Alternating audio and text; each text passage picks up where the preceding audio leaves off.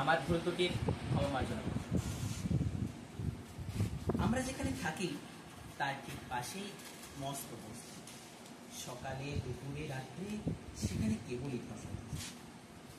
চিৎকারে পাড়া ফেটে যায়, ওরে শব্দের ফুল কি এক্ষুনি কোনো রক্তারক্তি হবে, মা বলে যে আর পারি না তো বাপু, এই যে 18 ঘন্টা খেটে খেটে শেষে নিরিবিলি এসে বিশ্রাম চাই। তখন এরকম ভালো লাগে বলো, এত অবিরাম উৎপাত। বুঝি না কেন পুলিশটা কি আর করে না এদের।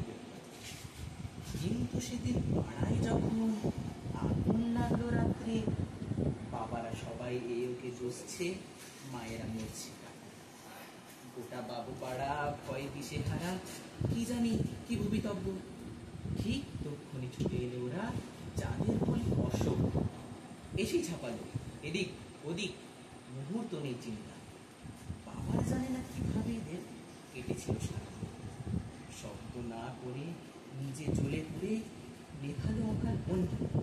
ফেরার সময় বলি গেল শুধু, ধন্য বাবুরা, মিছে গৌরব, মিঠে গেল সব, মিলল অবাধ স্বস্তি। মা এসে বলে যে ভাগ্যের পাশে ছিল এ অবধ বস্তি। ধন্যবাদ।